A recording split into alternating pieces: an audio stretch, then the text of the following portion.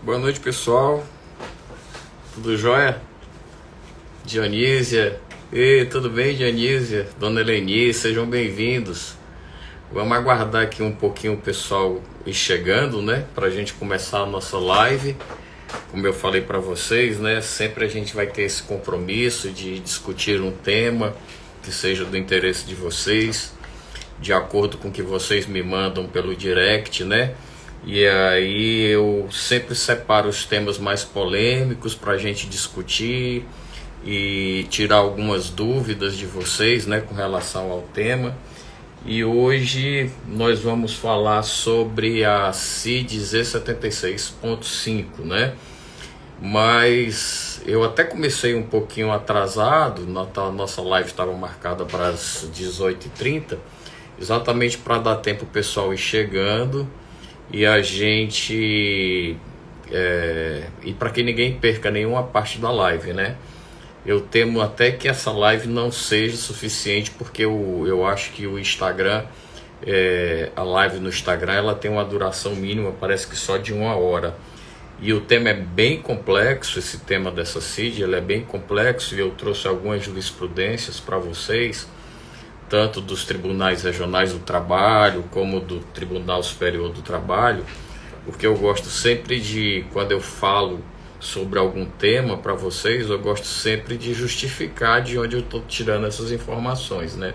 Para que vocês tenham uma informação mais completa e embasada exatamente no direito, que é o que importa para a gente aqui, tá bom? Então vamos aguardar aí as pessoas irem entrando. O Instagram ainda está comunicando aqui as pessoas que eu estou ao vivo. E vamos. Oi, Ramon, boa noite, tudo bem? Prazer, meu querido. Então vamos lá, pessoal. Estou aqui esperando vocês chegarem. Espero que nós tenhamos alguns médicos aqui, até porque, como o tema interessa muito a classe médica, a ajuda de vocês médicos é bem importante aqui, médicos ou dentistas, né?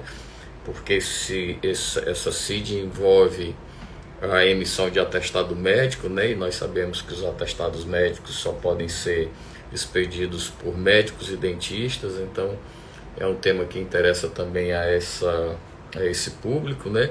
Assim como é do interesse dos empregados e empregadores, né? Porque a colocação dessa CID nos atestados médicos e a exigência dela por parte dos empregadores, ela acarreta algumas consequências, né?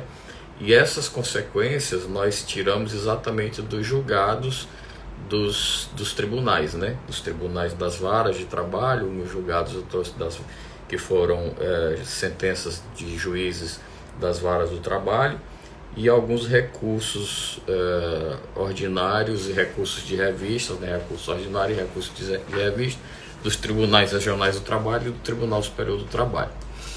Vamos lá, vamos ver se vai entrar mais alguém. Nós já são 15 para as 7, eu acho que já tá bom a gente começar, senão nós vamos perder muito tempo, né?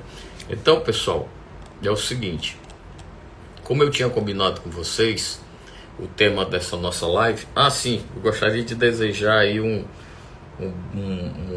feliz mês de agosto, né? Hoje é 1º de agosto, queria desejar um feliz mês de agosto para todos, né? Um mês de agosto abençoado, com muita paz, com muita saúde, né?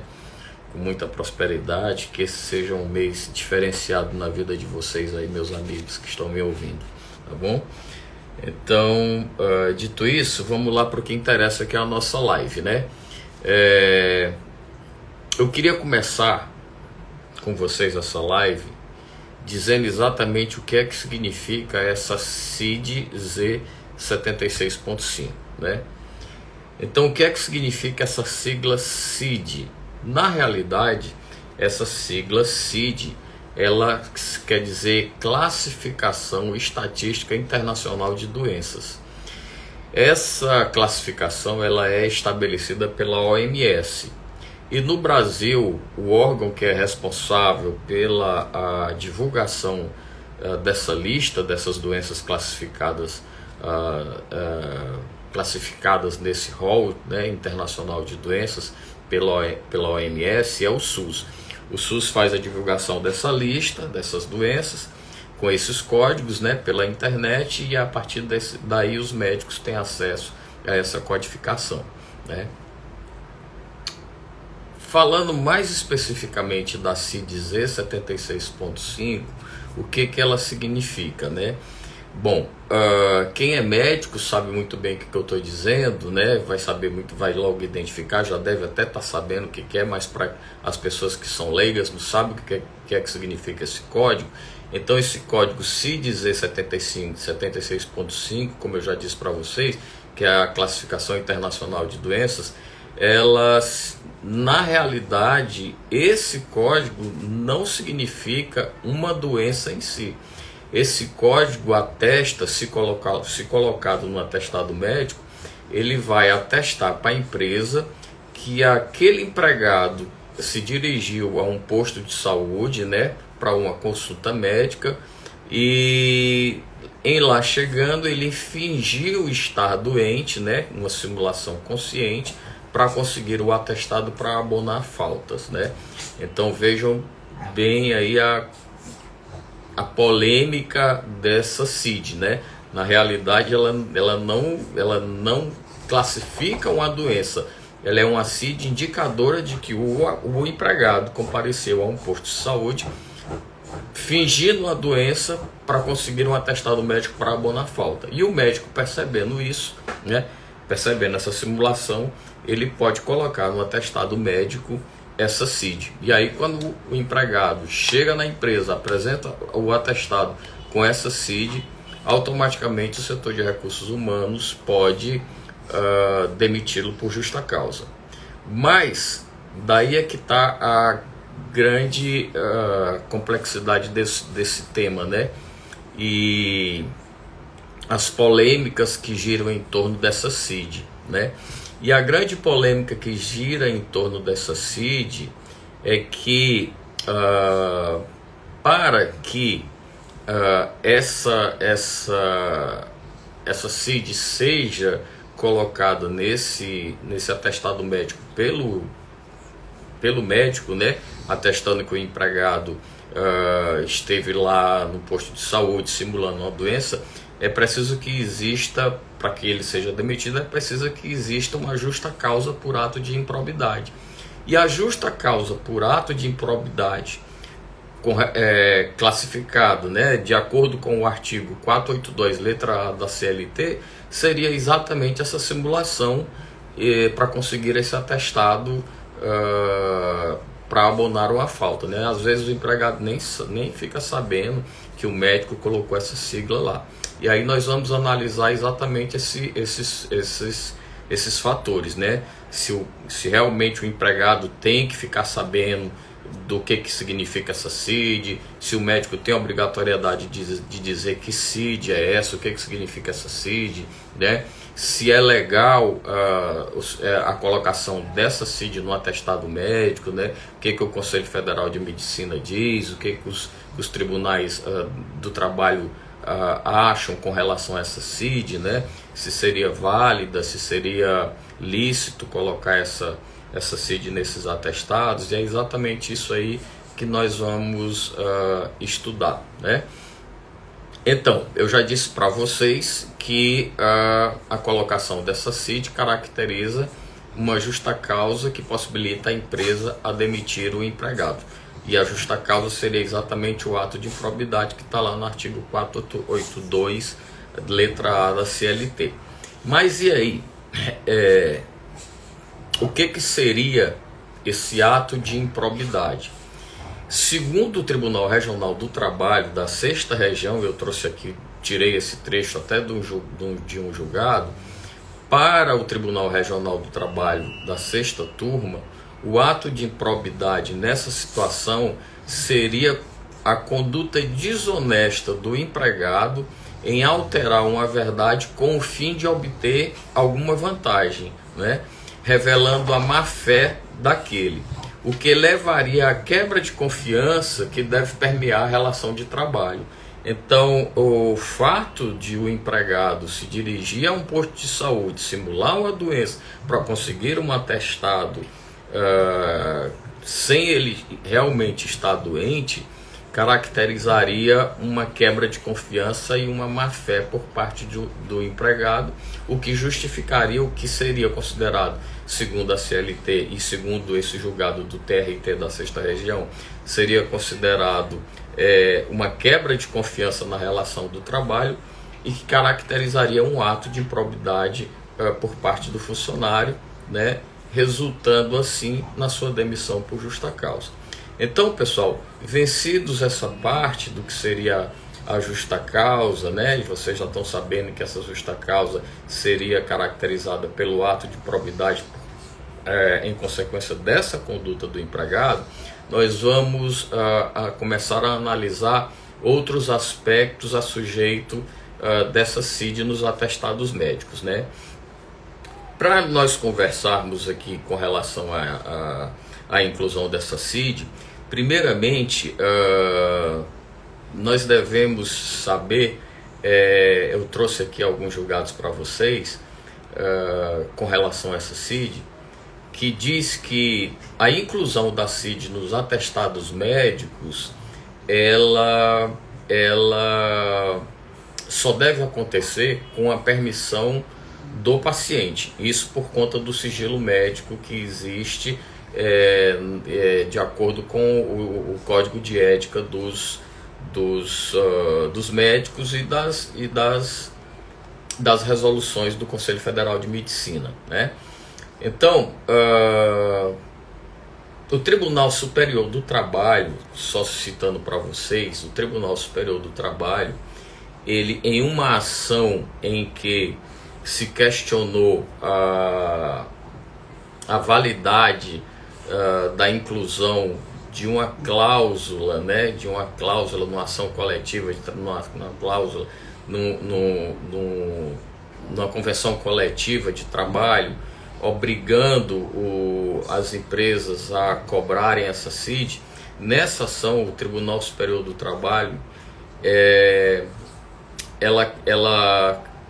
ele entendeu como requisito para a validade desse atestado médico e para o abono das faltas foi reconhecida a nulidade dessa cláusula nessa convenção coletiva, né? Então existia uma convenção coletiva de trabalho, isso aí é um dos primeiros exemplos, em que nessa convenção coletiva do trabalho se exigia que as empresas exigissem que os empregados, ao pedirem atestados médicos, deveriam solicitar a inclusão da CID, das CIDs, né, que são não especificamente essa CID que eu falei para vocês, a CID da demissão, mas qualquer outro tipo de doença. O empregado foi se consultar, estava com a doença, então seria obrigatório que fosse colocado naquele atestado médico a CID que classificaria qual que era a doença para que o empregado estava apresentando naquele momento e naquele atestado médico. Então, o que o Tribunal Superior do Trabalho entendeu nesse caso? O Tribunal Superior do Trabalho entendeu nesse caso que essa obrigatoriedade, essa informação sobre a CID era um requisito de validade do atestado médico para o abono da falta dos empregados, né? E por maioria de votos, né, os ministros entenderam que essa cláusula dessa convenção coletiva de trabalho, ela violaria garantias constitucionais, certo? E aí seria o grande ponto dessa polêmica que existe em torno da indicação dessas CIDs nos atestados médicos, inclusive a CID Z76.5, que nem uma doença, que nem de uma doença se trata, né? Se trata de uma conduta por parte do empregado que seria segundo o Tribunal Regional do Trabalho da Sexta Região, seria caracterizada como um ato de improbidade, né? Visto que ele estaria simulando uma doença. E aí, pessoal, eu trouxe 2 julgados para vocês muito importantes com relação à inclusão dessas CIDs nos atestados médicos, né? E por via de regra, já abarca inclusive a CID Z76.5, né? Abarcaria inclusive a CID Z76.5, porque esses julgados tratam da possibilidade ou não da inclusão dessa CID nos atestados médicos, e daí a importância desses 2 julgados que eu trouxe para vocês. O primeiro julgado, ele é de 2015, foi um recurso ordinário numa ação anulatória de uma cláusula coletiva de trabalho, exatamente a cláusula 39 de uma convenção coletiva de trabalho, em que era exigido a CID nos atestados médicos, né?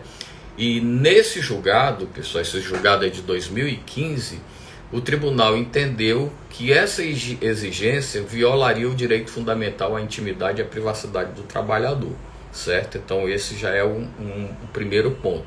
Então por essa decisão, nós já percebemos que o entendimento do Tribunal Superior do Trabalho é de que a inclusão dessa CID nos atestados médicos, inclusive abarcando inclusive o nosso tema, que seria a CID Z76.5, ela violaria o direito fundamental à intimidade e à privacidade dos trabalhadores. Então não deveria ser incluído essas CIDs nos atestados médicos. De outro lado, eu encontrei um julgado muito importante para vocês, e eu trouxe aqui também, que tem um entendimento completamente divergente desse entendimento que eu citei para vocês. E foi numa ação civil pública proposta pelo Ministério Público do Trabalho. E esse julgado, ele inclusive é mais recente do que esse julgado que eu acabei de falar para vocês. Ele é de 2017. E nesse julgado, o Tribunal Superior do Trabalho, ele entendeu que, aí, olha, vejam só a ementa do julgado. Eu trouxe um trecho da ementa para vocês. Ele entendeu que a exigência da classificação internacional de doenças nos atestados médicos entregues pelos empregados à empregadora, sem nenhuma divulgação desses dados, não afeta a intimidade, a honra, a vida privada ou a imagem do trabalhador. Ao contrário, constitui importante ferramenta de medicina, higiene e segurança do trabalho, possibilitando ao empregador a adequação dos postos de trabalho e tarefas executadas ao estado de saúde do empregado. Então vejam só, nós temos 2 entendimentos, né? Os 2 do Tribunal Superior do Trabalho, um de 2015, entendendo que a exigência dessa CID nos atestados médicos violaria direitos fundamentais, né, constitucionais.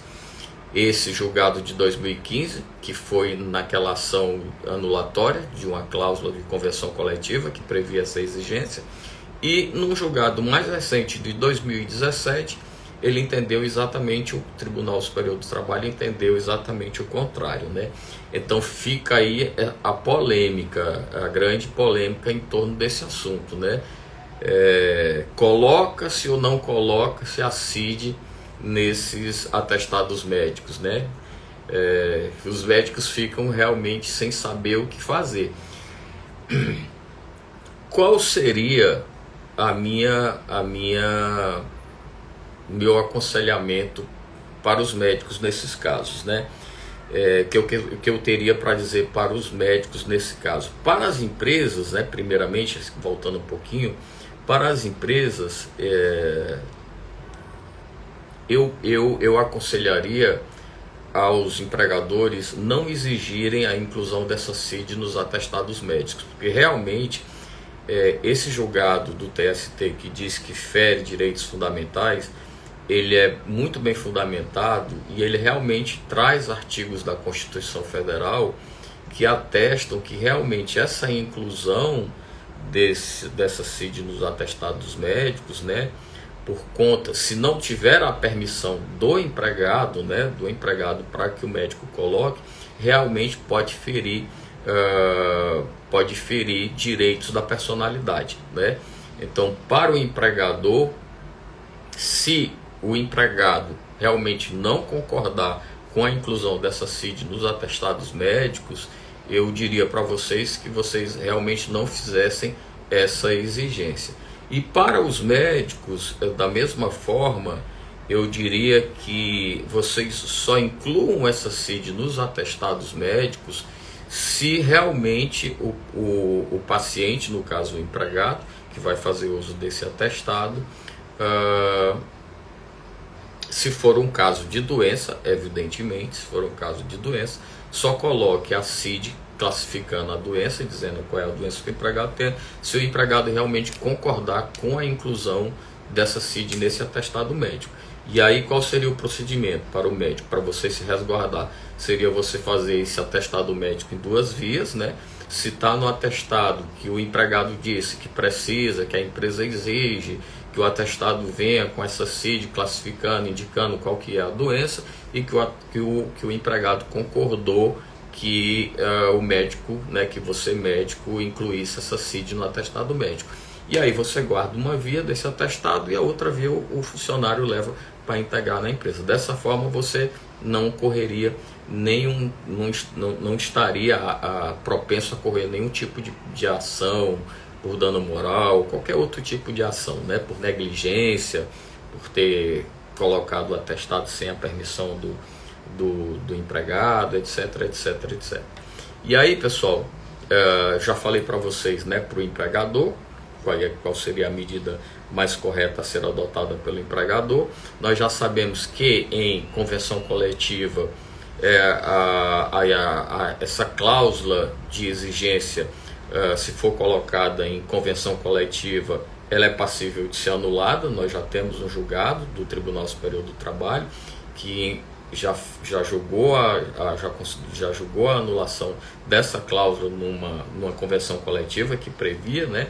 Então não adianta você fazer uma convenção coletiva achando que aquela norma da Constituição que fala que as convenções coletivas elas têm validade, né? Então as normas constitucionais não se sobrepõem àquele artigo da Constituição Federal que se refere às convenções coletivas. Então não adianta em convenção coletiva você colocar, porque nós já temos esse precedente do Tribunal Superior do Trabalho anulando essa cláusula. Então aconselharia aos sindicatos não fazerem isso, né?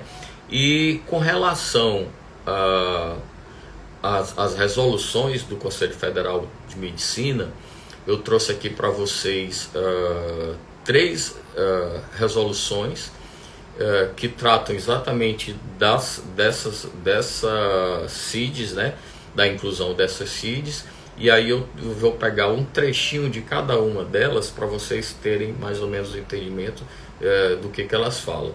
A resolução do Conselho Federal de Medicina, o número 1819, ela proíbe, né, a CID, e ela diz o seguinte, ó, ela proíbe a colocação da CID, do número da CID, nas guias de consulta e solicitação de exames por operadoras de planos de saúde. Então ela diz o seguinte, a resolução do Conselho Federal de Medicina, olha, o preenchimento nas guias de consulta e solicitação de exames de operadoras de planos de saúde dos campos referentes à classificação internacional de doenças e tempo de doença concomitantemente com qualquer outro tipo de identificação do paciente ou qualquer outra informação sobre o diagnóstico, haja vista que o sigilo da relação médico-paciente é um direito inalienável do paciente, cabendo ao médico a sua proteção e guarda. A exceção com relação à colocação dessa CID, aqui o Conselho Federal de Medicina diz que o médico não deve colocar essa CID, né? Inclusive nas guias de consulta e solicitação. E ela diz que as exceções seriam somente nos casos previstos em lei. A outra resolução do Conselho Federal de Medicina é a 1851, e ela diz que o médico deve estabelecer o diagnóstico quando expressamente autorizado pelo paciente. Então, o Conselho Federal de Medicina vem mais uma vez reafirmar, né, que tudo vai depender da vontade do paciente, né? Existe uma relação paciente-médico, né, de sigilo, e que o médico só pode disponibilizar diagnósticos, etc., se tiver com a concordância do paciente. E diz ainda que, no caso de atestado para perícia médica, o médico deverá observar o diagnóstico, segundo essa resolução. E o parecer com relação à consulta número 1161, número 037 de 2012, ele aponta que, excetuando-se as situações já previstas no Código de Ética Médica de obrigação legal, doenças que são as doenças de notificação compulsória, ou justa causa, quando a integridade da saúde e a vida de terceiros correrem perigo, o médico está obrigado ao sigilo quanto ao conhecimento dos agravos da saúde do paciente. Então vejam mais uma vez aqui que o Conselho Federal de Medicina reafirma que o médico está obrigado ao sigilo, que ele não deve compartilhar essas informações com relação às doenças do paciente em atestados médicos, se não houver com a concordância do paciente, né? Mas aí vocês viram que aqui, pelas resoluções do Conselho Federal de Medicina, existem exceções com relação a colocação ou não, a classificação ou não dessas doenças, das doenças nos atestados médicos e a inclusão dessas CIDs, né? E é aí, pessoal, que vem nós voltamos ao ponto da polêmica da CID Z76.5, né? Ele diz que as exceções com relação à inclusão dessa CID, que autorizaria o médico a colocar o número da CID nos atestados médicos, seria exatamente em caso de justa causa e dever legal. E aí, se você for pensar bem, aquela conduta do funcionário, do empregado, que procura um médico e atrás de conseguir uma consulta simulando uma doença, essa já seria, segundo o Tribunal Regional do Trabalho, né, da 6ª Região, essa já seria uma justa causa que autorizaria o médico a colocar, inclusive, aquela CID Z76.50, que atesta que o funcionário compareceu lá por conta de simulando uma doença para conseguir abono de faltas, né? E aí aquele entendimento que eu já falei para vocês no início da nossa live, né? Que segundo o Tribunal Regional da 6ª Região, ele entende que isso se enquadraria no ato de improbidade, né? Seria uma justa causa enquadrada na letra A do artigo 4, acho que é 487, que eu citei para vocês, da CLT, 482, letra A da CLT, que é exatamente a demissão por justa causa por ato de improbidade. Então, nesse caso, o médico estaria autorizado a colocar a CID no atestado médico. E aí, pessoal, eu trouxe um julgado muito interessante para vocês, que trata exatamente disso, né?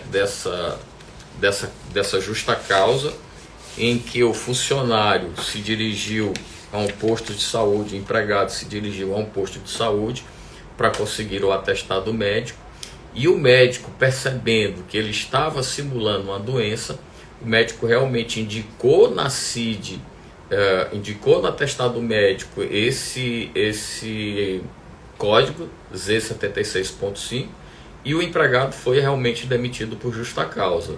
E aí vocês ficam pensando, nesse caso, e aí o médico errou, o médico vai responder por alguma dano moral, teve alguma consequência, o que o tribunal entendeu disso? Realmente houve justa causa, ou o tribunal reverteu essa demissão, né, em vez de ser uma demissão por justa causa, né, transformar numa decisão sem justa causa? E aí, pasmem senhores, o tribunal entendeu que realmente nesse caso houve uma justa causa, né? Ficou configurado o ato de improbidade por parte do empregado, e a conduta do médico em colocar as siglas E76.5 realmente foi de forma acertada. Eu trouxe aqui o recurso ordinário para vocês, é o recurso ordinário 0000484.46 de 2019. Eu vou ler só um trecho para vocês. Aí ele diz o seguinte, ó: recurso ordinário, a ementa do recurso. Recurso ordinário do autor, que foi o empregado, né? Ele entrou com esse recurso ordinário tentando reverter a decisão do juiz de primeiro grau que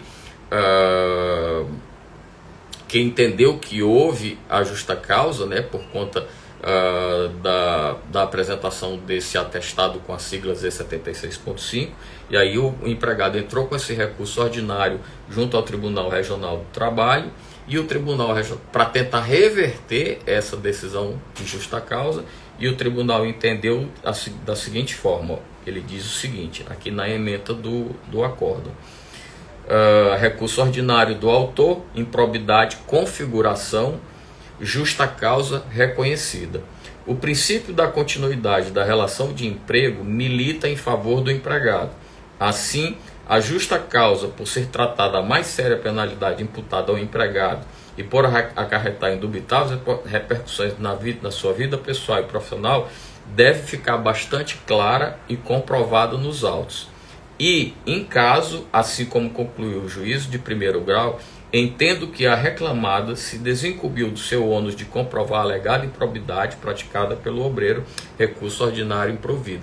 Quer dizer, o relator que julgou essa ação, realmente ele entendeu que houve a improbidade por parte do empregado que apresentou o atestado médico com as siglas E76.5 e negou o pedido do empregado, né, dando ganho de causa para a empresa. Mas aí, pessoal, para vocês verem, não é tão fácil assim você provar essa justa causa, né? E eu vou ler para vocês só uma parte do trecho que eu achei, uma parte aqui do acórdão, que eu achei que realmente, eu não sei como é que esse empregado ainda teve coragem de tentar entrar com esse acordo, mas num trecho aqui do acórdão, ele diz, a defesa, né, da empresa, ela, no depoimento do médico, né, que ela traz aqui o depoimento do médico, o médico disse que o empregado compareceu na UPA por 56 vezes, né, e na sua maior parte simulando doenças conforme atestados por ele assinados, chegando a destruir mais de 40 prontuários médicos para não receber medicações e ficar com os atestados. Então vejam bem aí o ato de improbidade praticado por esse empregado. Ele teve na UPA por 56 vezes. E daí, pessoal, é que eu digo para vocês, então, cada caso é um caso e cada caso tem que ser analisado, né? Existe realmente aquela proibição de você colocar a CID nos atestados médicos, né? E essa proibição eu já falei para vocês que constam lá das resoluções do Conselho Federal de Medicina. Naquela ação anulatória, o Tribunal Superior do Trabalho considerou que a colocação dessa CID violaria direitos fundamentais, mas dentro daquelas exceções que permitem os médicos a colocar a CID, se enquadraria a justa causa por ato de improbidade, que seria exatamente esse exemplo que eu trouxe para vocês aqui desse julgado, né? Vocês estão vendo aí como tudo tem uma lógica, né? Tudo fica concatenado, tudo bonitinho, tudo direitinho. É por isso que eu gosto de trazer para vocês os julgados e as sentenças. E sempre eu digo para vocês, pessoal, no direito, cada caso é um caso. Você tem que analisar as situações de acordo com cada caso. E aí, só para a gente botar uma pá de cal aqui em cima de tudo isso que eu estou falando para vocês, né? E deixar vocês ainda mais confusos com relação a isso, eu trouxe um julgado para vocês em que o Tribunal Superior do Trabalho, em uma ação civil pública, né? Vejam bem, pessoal, esse julgado ele é de 2019. E aí embola o meio de campo completamente. Aquele julgado da ação anulatória, em que eu disse para vocês, da ação anulatória daquela cláusula coletiva, que exigia que as empresas, né, exigissem a CID nos atestados médicos, né, que o Tribunal Superior do Trabalho entendeu que isso era ilegal, né, que feria direitos fundamentais, né, violava os direitos fundamentais dos empregados. Posteriormente, numa ação civil pública, num recurso de revista, em que nessa ação civil pública se tratava de uma exigência de indicação do código de classificação da CID, né, na inclusão dos atestados médicos, inclusive cobrando dano moral coletivo, porque na ação civil pública, pessoal, o dano moral ele é coletivo, né? O Ministério Público, quando entra com a ação civil pública, ele pede um dano moral para que aquele valor seja revertido em prol de toda a coletividade. E essa ação civil pública era exatamente por isso, era exatamente porque o sindicato estava exigindo das empresas que elas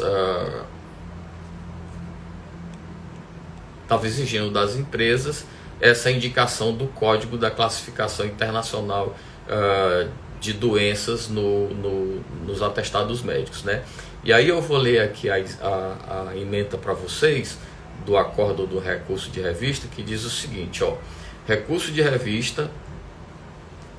Deixa eu passar o número do recurso de revista. Ó. É o recurso de revista Tribunal Superior do Trabalho, recurso de revista 136705 de 2015. Esse recurso de revista foi julgado, pessoal, ele é de 2015, mas ele foi julgado em 2017, né?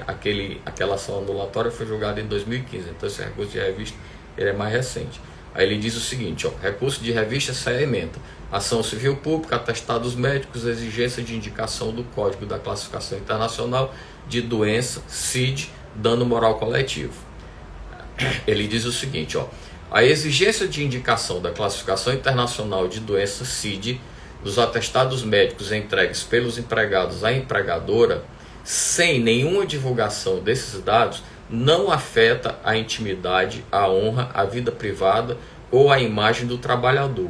Ao contrário, constitui importante ferramenta de medicina, higiene e segurança do trabalho, possibilitando ao empregador a adequação dos postos de trabalho e tarefas executadas ao estado de saúde do empregado. Então vocês vejam aqui que nessa ação civil pública, o Tribunal Superior do Trabalho já entendeu de uma forma completamente diferente daquela ação anulatória, daquela cláusula que exigia a CID, né? E aí, só para nós completarmos aqui o nosso trabalho, para ele ficar mais direitinho, mais completo, eu queria dizer para vocês, trazer para vocês quais foram as razões do recurso, né, pela parte da reclamada, do recurso de revista por parte da reclamada, né? Que a decisão foi inclusive desfavorável à empresa que exigia a CID. Aí no caso ele dizia o seguinte, ó: a decisão do juiz de primeiro grau, inclusive tem até o nome do magistrado, mas eu não vou citar, e aí ele dizia o seguinte: foi contra essa decisão, pessoal, que a empresa entrou com esse recurso de revista, alegando exatamente que não existiria ilegalidade na inclusão dessa CID nos atestados médicos. Aí o que a empresa quais foram os argumentos que a empresa usou que o sindicato usou para a exigência da CID, né? E aí ele diz o seguinte aqui, ó: a intimidade e a vida privada foram elevadas ao patamar de bens violados a teor do que dispõe o artigo 5º, inciso 10 da Constituição Federal. Garantia essa que também projeta seus efeitos para as relações de trabalho. Logo, é direito do trabalhador o resguardo de informações pessoais, como aquelas relativas à sua saúde. Dentro dessa perspectiva, a exigência de indicação expressa da CID Classificação interna. Isso, pessoal, é a sentença, decisão de primeiro grau. Foi contra essa sentença que entrou esse recurso de revista, né? Aí o juiz continua dizendo assim: dentro dessa perspectiva, a exigência de indicação expressa da CID ou especificação da patologia em atestados médicos vai frontalmente de encontro ao mandamento constitucional por representar violação da intimidade e ingerência da vida privada do cidadão trabalhador. Inclusive, esse é o entendimento da colenda turma do Superior Tribunal e de diversos tribunais regionais em julgados de casos análogos, se não vejamos. Aí ele citou alguns julgados. Ele continua dizendo, né? As próprias resoluções expedidas pelo Conselho Federal de Medicina, a 1658 e a 1851, cujo inteiro teor pode ser obtido no site do Conselho Federal de Medicina, orientam aos médicos no sentido de não colocarem o CID nos atestados médicos, a não ser mediante expressa autorização do paciente, vedando ainda a sua posição nas guias de consulta e solicitação de exames.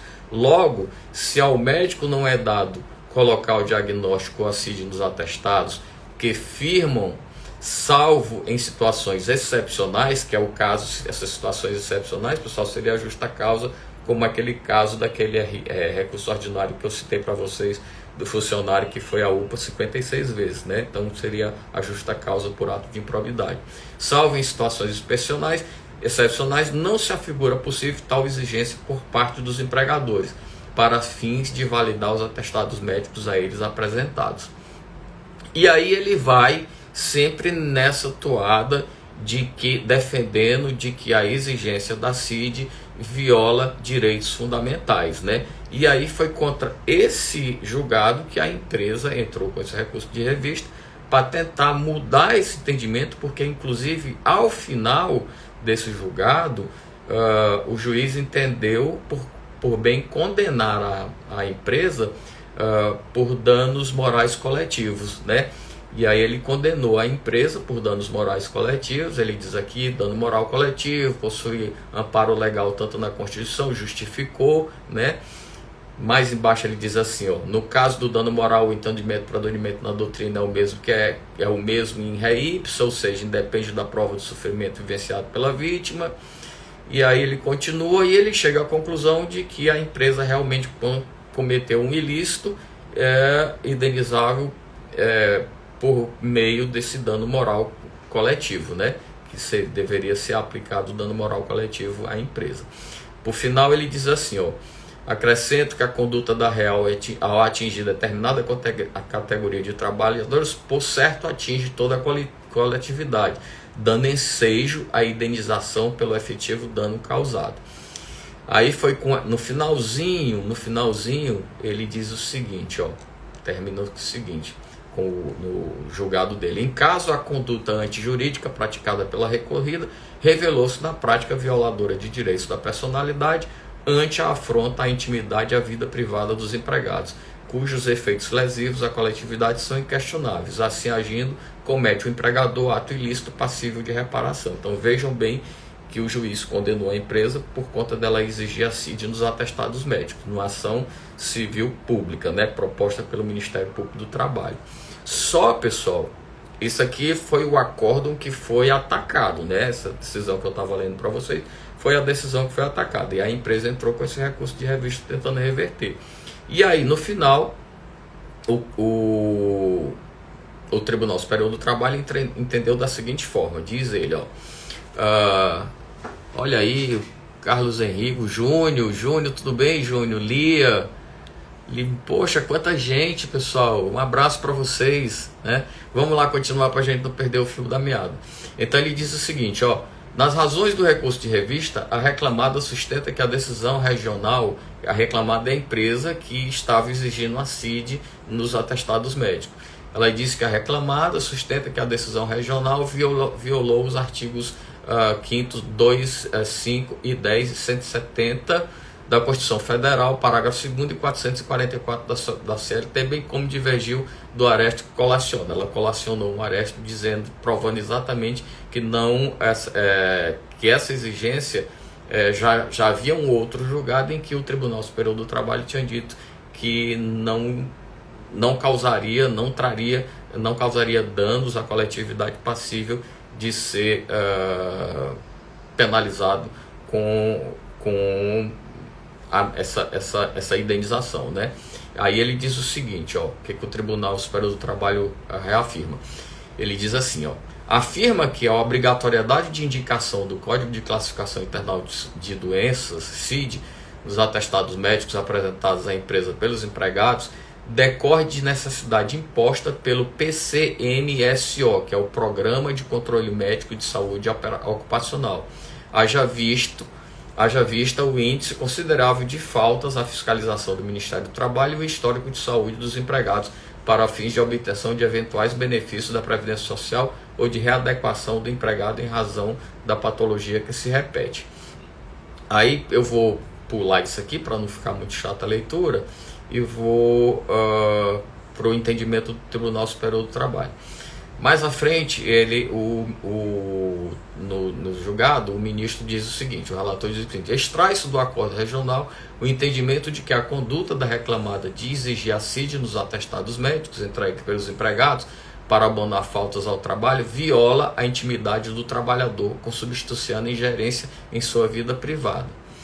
Aí ele diz, a corte de origem, que foi a corte que julgou, né, que emitiu aquela decisão que está sendo atacada, a Corte de Origem registrou que a Resolução 1658 do Conselho Federal de Medicina orienta os médicos a não colocarem a CID nos atestados médicos, senão por autorização expressa do paciente. Assim, concluiu que, se aos médicos não é dado dispor o diagnóstico dos atestados que firmam, não é razoável a exigência por parte dos empregadores para fim de validar os atestados a eles apresentados. Em arremate, assenta que, quanto à suposta necessidade de identificação da doença para fins de encaminhamento do empregado para o INSS, a legislação previdenciária condiciona a percepção do auxílio-doença ao diagnóstico da doença por meio de exame pericial realizado pelo próprio INSS. Aí a empresa cita um julgado, né, em que o Tribunal Superior do Trabalho exatamente diz dessa possibilidade da colocação da exigência da CID, né, dos atestados médicos, né, e justificando exatamente nesse plano, né, nesse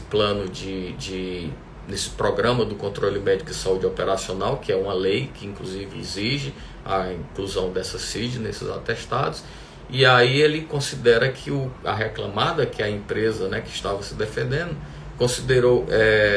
conseguiu realmente provar essa divergência jurisprudencial, e aí, provada essa divergência jurisprudencial, o Tribunal Superior do Trabalho reconheceu o recurso de revista para julgá-lo, né, procedente em prol da empresa que estava recorrendo. Aí ele considera o seguinte, o Tribunal Superior do Trabalho acaba por decidir da seguinte forma. Ele diz o seguinte, ó, no mérito, a controvérsia repousa em delinear-se a conduta dos empregadores de exigir a indicação da CID nos atestados médicos apresentados pelos empregados para abonar as faltas do trabalho configura violação à intimidade, à vida privada, à honra ou à imagem do trabalhador, gerando direito à indenização por danos morais. Aí ele vem. O dano moral tem sua previsão no artigo 5º, incisos 5 e 10 da Constituição Federal, pressupondo a violação de alguma ou algumas das esferas listadas pelo inciso 10 do Comando Constitucional, atinente aos direitos da personalidade, a saber, a intimidade, vida privada, a honra e imagem perante terceiros. Conforme sedimentado na doutrina pátria balizada, não se exige prova do prejuízo imaterial sofrido, mas pressupõe-se, regra geral, a prova da ocorrência do evento danoso. Nas normas regulamentares 7, 8 e 9 do Ministério do Trabalho, tratam da implementação do Programa de Controle Médico de Saúde Ocupacional, aquele PCMSO, e diz que deve ser instituído pelo empregador com o objetivo de promoção e preservação da saúde do conjunto dos seus trabalhadores e do Programa de Prevenção de Riscos Ambientais, visando a prevenção da saúde e da integridade dos trabalhadores através da antecipação, reconhecimento, avaliação e consequente controle de ocorrência de riscos ambientais existentes ou que venham a existir no ambiente de trabalho, Aí ele cita os artigos das diretrizes, né, desse plano, desse programa de controle, e aí ele grifa os mais importantes, né, que é o 7.2.3, que diz que esse plano deverá ter caráter de prevenção, e o 7.2.4, que diz que deverá ser planejado e implantado com base nos riscos da saúde dos trabalhadores.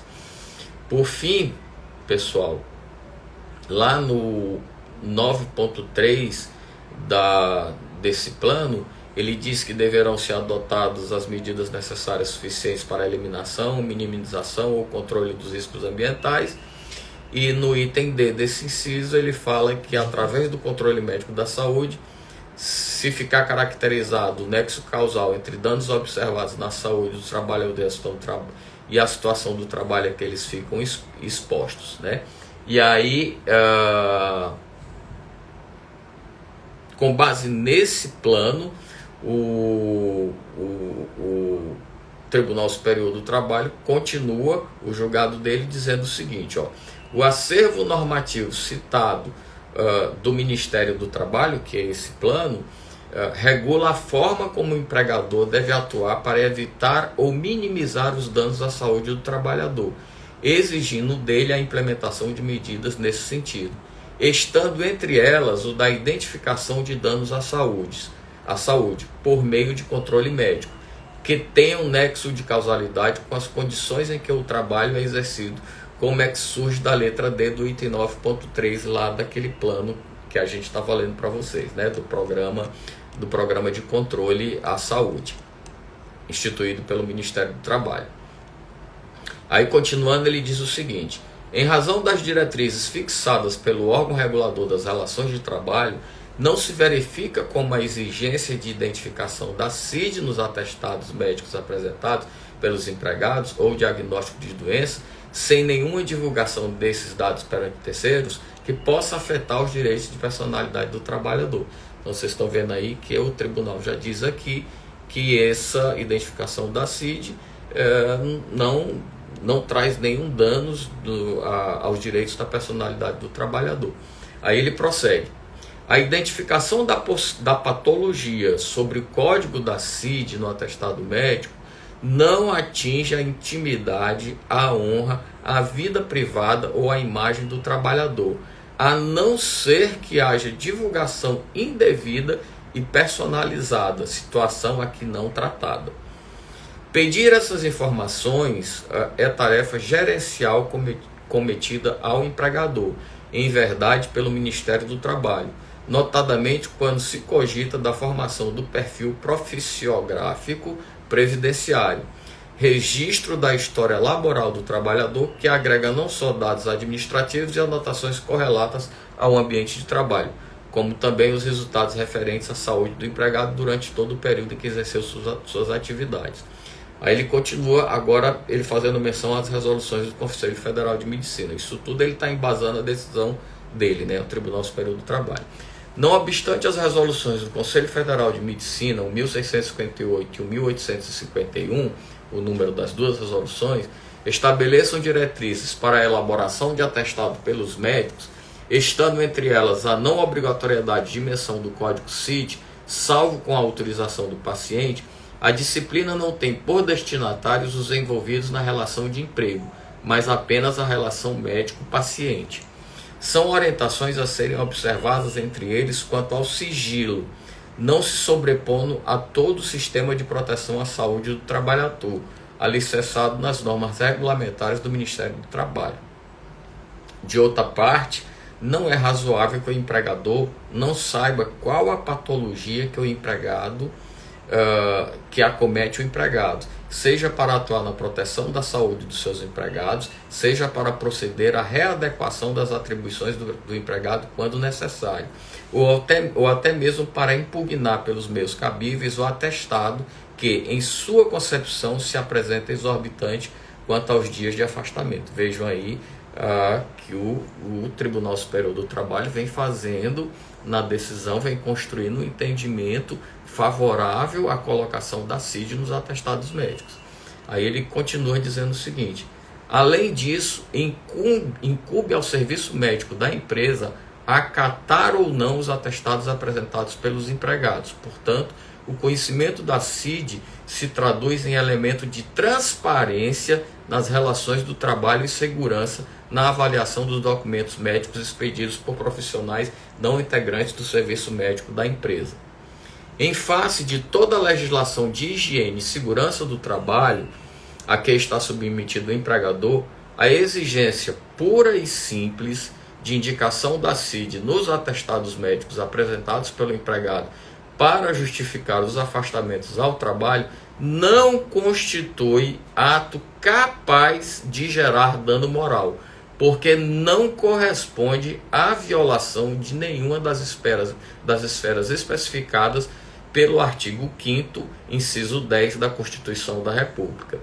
Também não se verifica violação ao artigo 5º, inciso 5 da Constituição Federal. Aí ele conclui: por estas razões é que dou provimento ao recurso de revista da reclamada para excluir a indenização por dano moral coletivo, julgar improcedentes os pedidos formulados na inicial. Então vocês vejam aí, pessoal, que nessa ação civil pública, né, o Tribunal Superior do Trabalho entendeu que a colocação da CID, além de não configurar essa exigência, além de não configurar um dano moral, ela ainda traz a importância dela em prol da saúde dos empregados de toda a empresa, né? Como vocês viram aqui pelo julgado. Então não existiria uma ilegalidade. Inclusive, a decisão de primeiro grau que condenou a empresa ao pagamento de dano moral coletivo, o TST aqui excluiu a indenização por considerar que não existiu dano moral coletivo nesse caso, unicamente por conta da exigência dessa CID. Ele fundamentou com base naquele programa, né, do Ministério do Trabalho. Vou repetir aqui o nome do programa. É o Programa de Controle Médico e de Saúde Operacional. E aí ele embasou a decisão em alguns artigos, alguns incisos, né, desse programa, e decidiu exatamente dessa forma. Então vejam, pessoal, que o direito não é tão fácil, né? Nós temos decisões para todos os lados. Vocês viram aí que a demissão do funcionário por justa causa é possível no caso da sigla, da colocação da sigla CID Z76.5. De outro lado, vocês viram que a exigência dessa CID em convenção coletiva de trabalho, em cláusula em convenção coletiva de trabalho, foi anulada pelo TST, né, pelo Tribunal Superior do Trabalho. E vocês viram que numa ação civil pública, né, que foi proposta contra uma empresa que estava exigindo a colocação dessa CID, inclusive com uma condenação por danos morais coletivos, o TST entendeu que não há ilegalidade essa exigência, inclusive excluindo o dano moral coletivo que teria sido imposto à empresa. Então, pessoal, eu espero que... Olha aí quanta gente, Isabel Ronce. A Isabel é minha amiga do tempo de Batista. Nós estudamos juntos no bairro. Isabel, quanto tempo, Isabel? Que bom você tá aí me acompanhando. Olha que legal. Nem sei quanto tempo tem que eu não vejo a Isabel. A gente fez o ginásio e o científico junto no Batista, e a Isabel é uma querida, morro de saudade da época do colégio, não é isso, Isabel? Fica um grande abraço aí para você. Tereza Montenegro, nossa, quanta gente acompanhando a live, mandando aceno, que bacana, pessoal, que legal, bacana. Bom, gente, eu espero que eu tenha trazido mais subsídios para vocês. É um tema polêmico, bastante complexo. Eu sei que a live às vezes fica um pouco chata, porque eu tenho que trazer para vocês esses entendimentos jurisprudenciais, porque eu não posso falar de um assunto unicamente dizendo o que aconteceu, o que ocorreu, e não mostrar de onde que eu tirei, né, o que eu falo aqui para vocês. Então eu trouxe aí, fazendo um resumo, né, as resoluções do Conselho Federal de Medicina, trouxe 3 julgados, um que condenou o empregado por justa causa, porque ele apresentou o atestado de fingimento, né? Que é o tal o atestado com a sigla CID 7650, e apresentei aqueles 2 julgados do Tribunal Superior do Trabalho.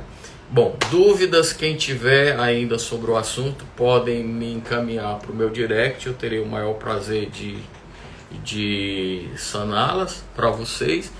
E já recebi mais algumas sugestões de mais temas para a gente discutir aqui, e eu vou fazer uma triagem, escolher os mais polêmicos, né, para que a gente possa desenvolver novamente. Eu vou ver se eu consigo ficar fazendo essas lives sempre nas segundas-feiras, nesse mesmo horário, que é para vocês já ficarem sabendo e quem quiser não perder a oportunidade para acompanhar. Então, pessoal, deixo o meu muito obrigado a todos, um grande abraço, fiquem com Deus e boa noite. Tchau, tchau, gente.